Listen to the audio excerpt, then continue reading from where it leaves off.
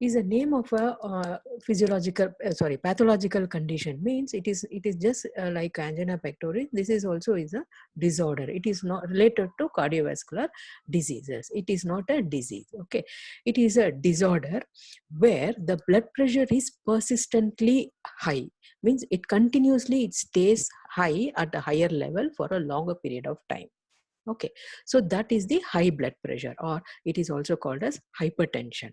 Okay, hypertension or high blood pressure, where the blood pressure is consistently high. Means it stays high for a longer period of time. Okay, so actually, if you see, this blood pressure is the measurement of pressure of the blood against the blood vessel walls. Okay, high or low. Okay, blood pressure means what is the pressure applied on the vessel walls where it is flowing, where the blood is flowing. So against that vessel walls, what is the pressure it is put? Okay, so that is the that is the blood pressure. Okay, so physiologically what is happening is the amount of pressure that is being put on the blood vessel walls. Okay, so why it is important is because if the if the pressure is high, if the persistent high blood pressure means it puts unwanted stress on the heart. Okay, and also not only on the heart, on the blood vessels, and also on the other organs. Okay, so that is why it is a very important disorder which has to be taken care. Okay, and one the thing is that the people who are suffering from this disorder is first of all, they are under a high risk of blood pressure. Okay, abnormally high blood pressure means slowly it will be increasing. Okay, and also they come under the secondary complication. They will come under this because of this high blood pressure. There will be so many secondary other complications may produce, especially on the other vital other organs. And it is a single contributing factor and responsible for producing number of cardiovascular diseases, so that causes morbidity and premature death. Okay, so according to the study, it says that around 25% of most adult population and is an important risk factor for death from stroke, myocardial infarction, congestive cardiac failure, and renal failure. Okay, means this is the causes of the effects of the high blood pressure. Okay, if the blood pressure is left untreated, it leads to some drastic effects. It can like a stroke, myocardial infarction, congestive heart failure, renal failure, etc. Okay, and so hence it has to be given a proper treatment. Okay, so for all these things, what is the cause? The underlying cause, it's been shown, it has been studied that the main cause is that the Western lifestyle. That is what the investigation has shown, that the Western type of lifestyle, as a culture, the diet or the stress are more responsible for the hypertension than the rural lifestyle in the human beings. Okay, compared to the rural lifestyle, the Western type of lifestyle puts on more contribution for this hypertension. Okay, and the primary cause for this ailment may be environmental, that as I said, such as smoking, obesity, diabetes, continuous stress and strain, sudden shock, unachieved ambitions, and many more. Okay, so these are some of the causes of the blood pressure. Now we'll see what is the concept. What is this concept?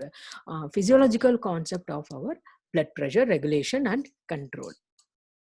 Now, blood pressure is as we all know that blood pressure is a measure of the force of the blood pushing against the walls of the arteries.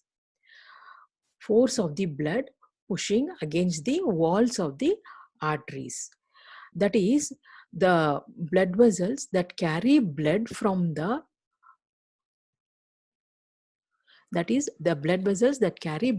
heart to the rest of the body. Okay, so the blood pressure is there.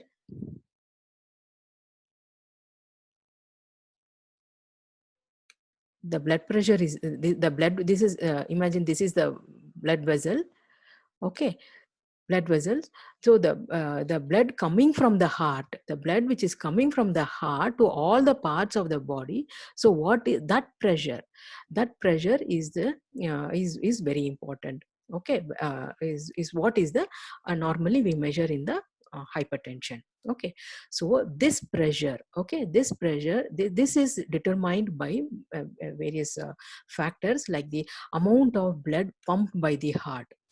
Okay, amount of blood pumped by the heart, and pumping power of the heart, how much heart pumps the blood, and also the condition of the heart valves, and size of the heart valves, and also the condition of the arteries.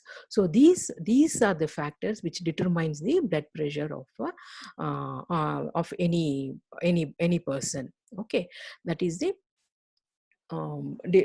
factors which is determining the blood pressure.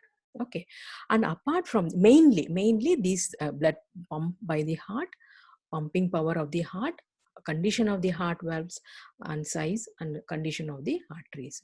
Okay, apart from that, there are some other factors also which affects the blood pressure. That is the, of course, the volume of the water in the body, salt content of the body, conditions of the kidney, nerve system, and the nature of the blood vessels, and also the various hormone levels in the body also plays a big role in the blood pressure of our body. Okay, now the measurement of an individual's blood pressure. Now coming to the measurement, how will you measure and blood pressure? Blood pressure is always expressed in terms of the two pressures. Okay, so that is one is the systolic pressure and another one is the diastolic pressure. Okay, means systolic pressure is when the heart contracts to pump out. Okay, the pressure is the highest. That is when the heart is contracting, blood is pumping out of the heart. At that time the pressure is in its highest. Okay, and this pressure is called as the systolic pressure. And the next one is the diastolic pressure, the pressure after pumping the heart relaxes. Okay, after pumping the heart relaxes. So, and for a few moment, okay, it relaxes, and before the new beat starts. Okay, so at that time when heart is relaxing, what is the pressure? So that pressure is called as diastolic blood pressure. Okay, now the normal range, so how much it should be, how much should be the diastolic pressure, and in numerically, number wise, how much means the normal blood pressure for an adult is considered to be in the range of 120 to 80 millimeter of mercury. Okay, systolic blood pressure 120, diastolic blood pressure 80. Okay, so generally when we say blood pressure is above, or hypertension, we say when the pressure is above 140 by 90 mm of mercury. Okay, above this is the hypertension, and not above this is the normal 120 by 80. So if the blood pressure crosses above 140 by 90, then it is considered as hypertension for adults. And if it drops below 92 by 60 millimeter of mercury, then it is considered as hypotension, low for adults, low BP for adults. Okay, so this is how we measure the blood pressure. Now next, coming to the type of hypertension. So BP, blood pressure above 140 by 90 is considered to be hypertension. So in that also there are three types: severe, moderate, low blood pressure, means low hypertension, moderate hypertension, and severe hypertension. So under that also comes in a okay. Now the types of hypertension. There are broadly we can say there are two types of hypertension. One is the primary or essential hypertension, and the next one is the secondary hypertension or non-essential hypertension. Okay, so what is primary hypertension? So this type has no clear underlying cause, means there is no cause etiology for this type of hypertension. Why there is the disorder has come, there is no clear cut reason, cause for this type of hypertension. This is mainly as a result of an interplay of complex genetic and some environmental factors. Genetic playing the role, environmental factors playing a role in this type of hypertension. And then second one is the secondary hypertension, means hypertension due to some other underlying diseases. Okay, it is caused by some underlying mechanism, due to some underlying diseases, usually involving kidneys and some hormonal disturbances like endocrine systems. Okay, so because of that, hypertension is called as secondary hypertension. Okay, the hypertension occurring because of the any underlying diseases. Okay, so that type we call type of hypertension, we call it as secondary. Okay, and then coming to the reasons, some factors which affects the primary hypertension, that is mainly the genetics plays an important role. Genetics, high salt intake, low physical activity, obesity, insulin resistance, renin angiotensin system, sympathetic nerve system, fetal or intrauterine nutrition, and low birth weight, means it is a congenital problem, low birth weight kind of problem. Okay, and the causes for the secondary hypertension is that there are broadly there are three types. One is the endocrine causes, that is Cushing syndrome, Conn syndrome, pheochromocytoma, hyper or hypoparathyroid, hypo sorry hyper or hypothyroidism, hyperparathyroidism, exogenous hormones, that is hormones from outside, means taking hormones like contraceptive pills or glucocorticoids. Then we have renal causes like glomerulonephritis, diabetic nephropathy, polycystic kidney disease, renal artery stenosis. And other causes include like coarctation of aorta, that is narrowing of the larger blood vessels, like aorta that leads from the heart, that is the blood vessel coming from the heart getting narrowed. Okay, and then pregnancy causes hypertension, alcohol, and acute stress. So these are the some of the causes for the primary and secondary hypertension. Coming to the treatment. Okay, treatment for pharmacology, I mean this hypertension or of mainly it can be two ways. Once the person tested for high BP, immediately they'll not start the treatment or drugs.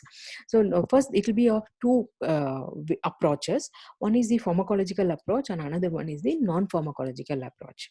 Okay, so this non-pharmacological approach includes the nothing but the removal of these causes. Okay, the genetics, so it's not possible, like the low salt intake or increasing the physical activity, reducing the weight. So like that, some non-pharmacological approach has to be started first, and then still if it persists until it's not controlled, so then we'll go for the pharmacological approach.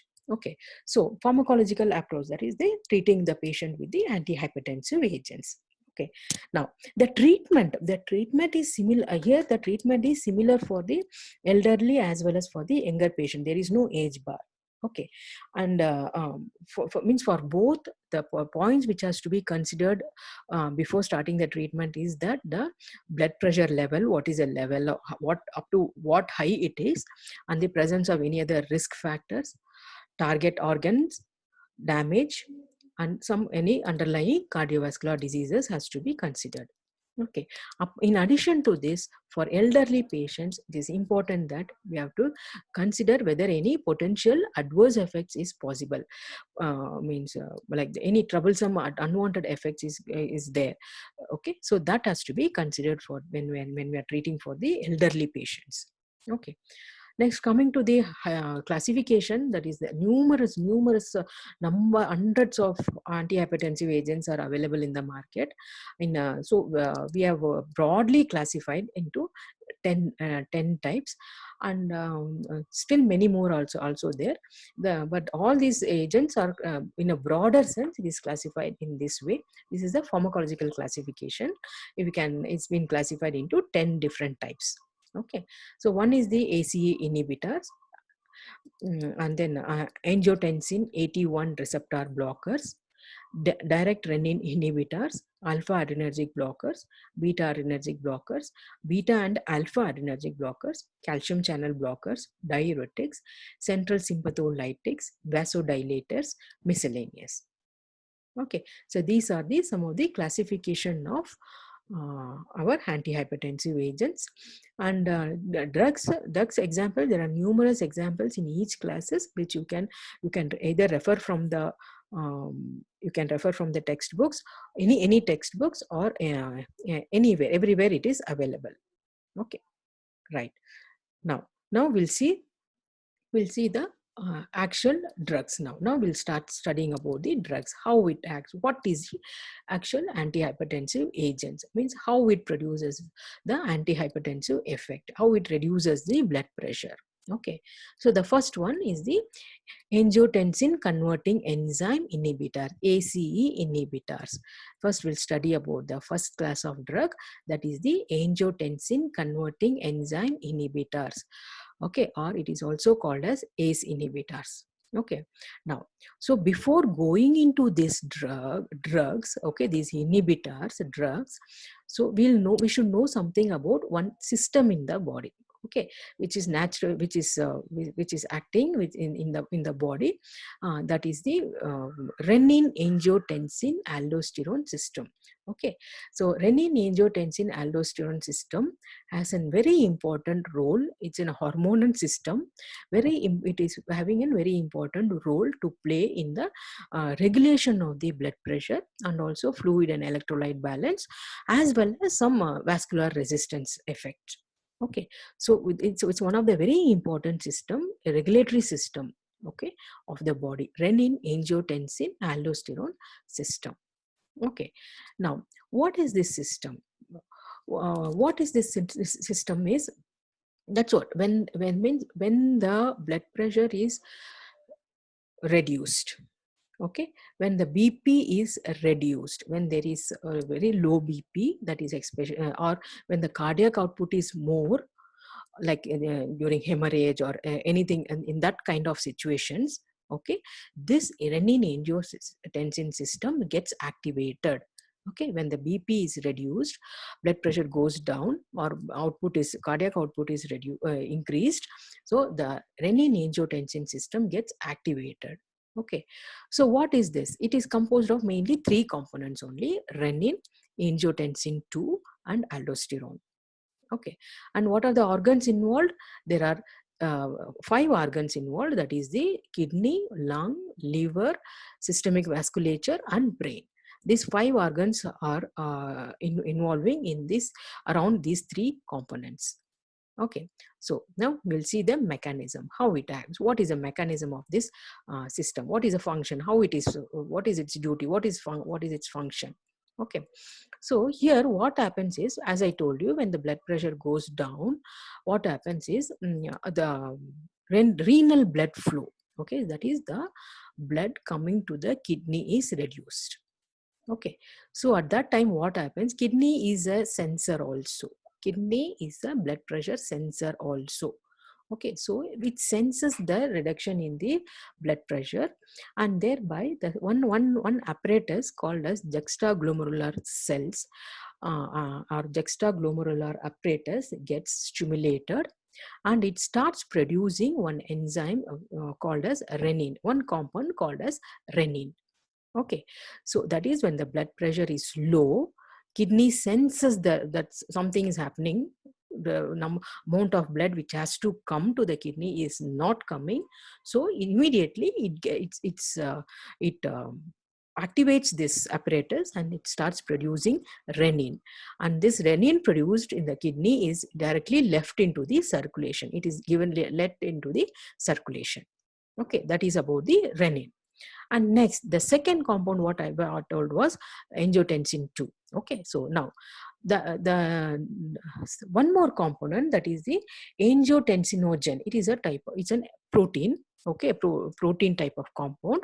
This one is normally it is produced in the liver, and it is found continuously circulating in the plasma.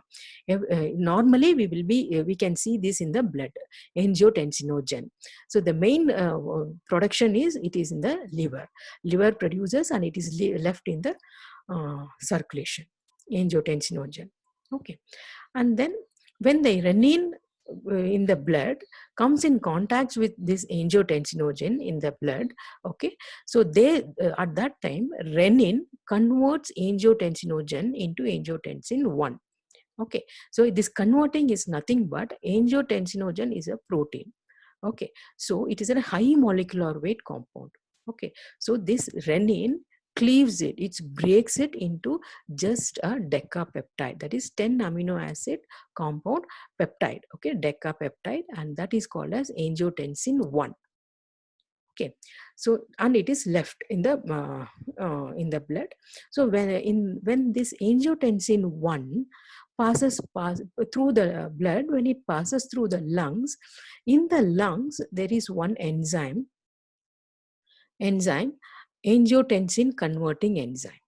Okay, and this angiotensin converting enzyme, again it cleaves this angiotensin 1 to angiotensin 2. Okay, angiotensin 1, it is converted into angiotensin 2 by angiotensin converting enzyme. This enzyme is present in the, not inside the lungs, but it is a lining, endothelial lining of the pulmonary capillaries. Okay, so that is why it is also called as an ectoenzymes. Okay, so now we have angiotensin 2, and this angiotensin 2 is a very important compound for number of pharmacological actions. Okay, so the first thing is this enzyme causes the breakdown of bradykinin. Okay, what is bradykinin is already present in the in the body. The function of this bradykinin is it is a vasodilator. Okay, so it is a vasodilator, whereas this angiotensin 2 breaks this bradykinin, means its action is inhibited, so there is no vasodilatory effect coming out. Okay, and then this itself, angiotensin 2 itself, is a vasoconstrictor. So this both brings about the synergistic effect in constriction of the blood vessels, and thereby leading to increase in the blood pressure. Okay, so in detail we'll see the figure, then you can understand better. So this is what it is. This is the biochemistry, that is the angiotensinogen. This is a big molecule. So once renin from the blood, it cleaves at this portion, leaves in valine in this portion towards the carboxylic acid and carboxylic end of the protein. It cleaves it, it breaks it, and it becomes a decapeptide. And then in this, that is angiotensin 1, then ACE from the which is produced from the endothelial cells of the lungs, again it cleaves into 8 amino acid, that is octapeptide, that is the angiotensin 2. Okay, and then this angiotensin 2, what happens, it will be acted upon by another enzyme, aminopeptidase, which cleaves in the aspartate portion, that is towards the amino end of the this amino acid chain. That aspartate is cleaved, and we get angiotensin 3, and then it breaks down into inactive products. Okay, so now our blood pressure, for the regulation of the blood pressure, we have to concentrate on angiotensin 2. Once it is in the blood, what are its function? Okay, so first function is, as I told you, it immediately it breaks down the bradykinin, which is a present vasodilator, already present vasodilator. So when its action is inhibited, then there is no vasodilators, already present vasodilators left in the blood. Okay, now next, what functions of angiotensin 2? So the angiotensin which is released, okay, has got number of functions. First is venular constriction. So angiotensin 2 acts on the receptors of the venular smooth muscles, so leading to the venular constriction. Venules become constricted. So this increases the venous return, which results in the increased cardiac output, thereby increasing the systolic blood pressure. Okay, so when you by venular constriction, systolic blood pressure is increased. Okay, on the other hand, on the other side, angiotensin 2 acts on the cells of the arteriolar smooth muscles and causes the arteriolar constriction. It also causes the arterial constriction. So this results in the retention of the blood in the arterial side only. So thereby leading to increase in the diastolic blood pressure. Okay, so systolic blood pressure is also increased and the diastolic blood pressure is also increased. Okay, the third effect of this angiotensin 2 is that it causes release of an hormone, that is the aldosterone. Aldosterone is released by the angiotensin 2, where that is it acts upon the adrenal cortex on the kidneys, and then it causes it to release the hormone, that is the aldosterone. The function of this aldosterone hormone is that it reabsorbs the sodium and water from the collecting tubules and the convoluted tubules. Okay, from the collecting ducts and the distal convoluted tubules, the sodium and the water is reabsorbed back into the from the urine. Okay, so thereby increasing the blood volume and therefore increasing the blood pressure. Blood volume is increased, so blood pressure also will be increasing. So this happens in exchange of the potassium ions. Okay, so for the reabsorption of sodium into the blood, okay, potassium is secreted into the tubules and it gets excreted in the urine. Okay, so that is the aldosterone release. And then one more is there, this angiotensin 2, it also causes the release of antidiuretic hormone. Okay, it has a direct effect on the hypothalamus and results in the production of antidiuretic hormone from the posterior pituitary gland. And actually this hormone is another name of this hormone itself is a vasopressin. That is, it produces vasoconstrictive properties. Okay, so by itself it stimulates the reabsorption of water from the kidneys and thereby has a role in the increase in the blood pressure. Okay, and above all, apart from all these things, this renin-angiotensin also it stimulates the thirst center in the CNS. Okay, the person feels more thirsty and and thereby increasing the water intake. So all these things together, it increases the blood pressure. Angiotensin 2, because of all these things, it increases the blood pressure, and then the cardiac output is also increased. Okay, now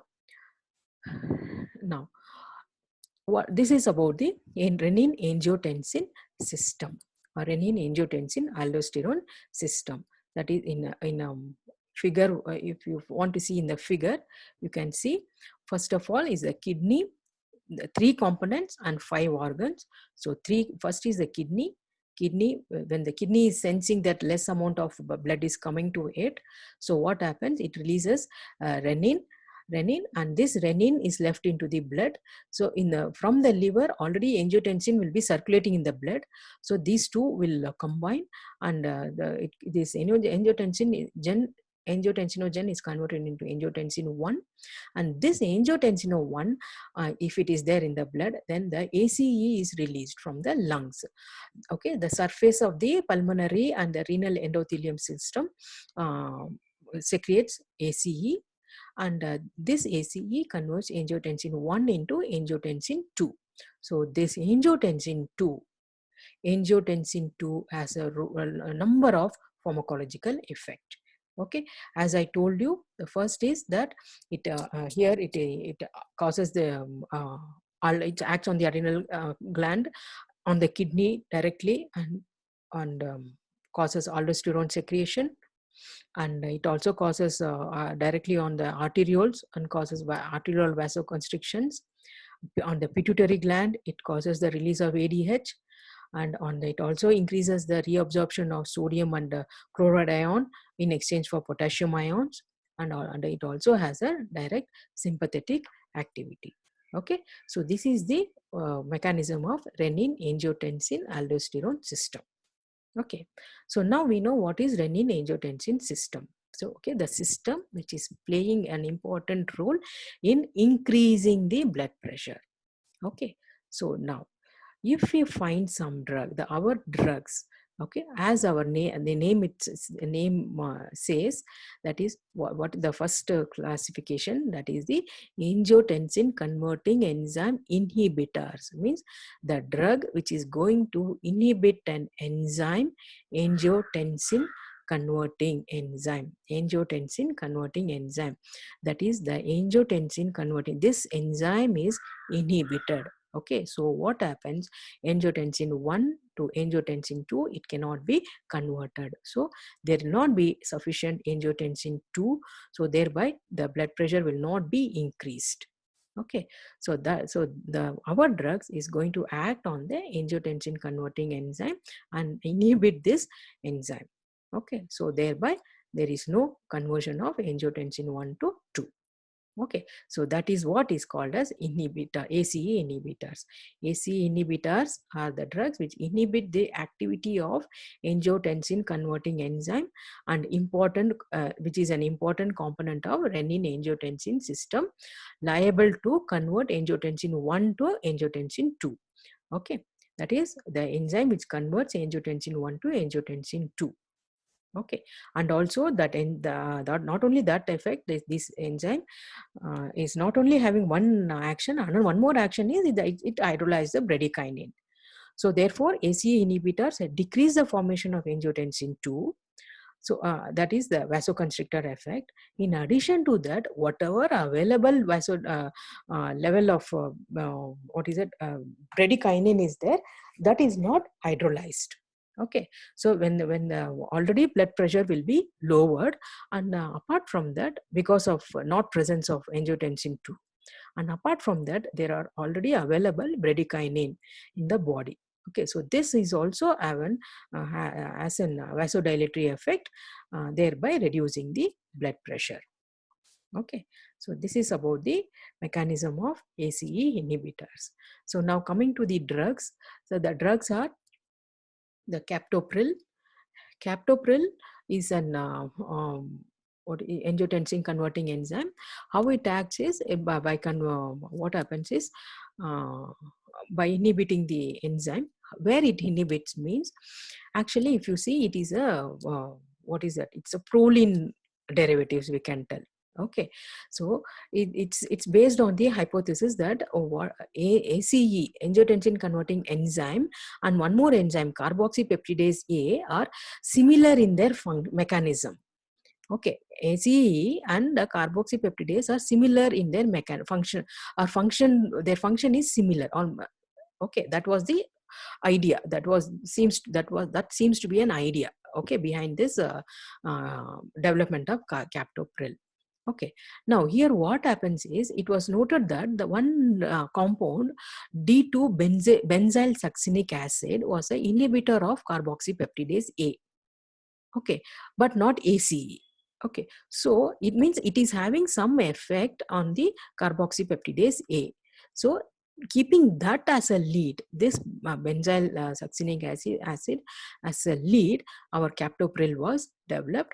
And how it was developed is designed, that is, a carboxylic group was placed on the proline, and a thiol group was introduced to enhance the binding of the zinc ion of ACE to make it more susceptible to hydrolysis. That is, this is the proline molecule. This is proline. Okay, this part is the proline. So on this, a carboxylic group was placed, and then what is that, this thiol group.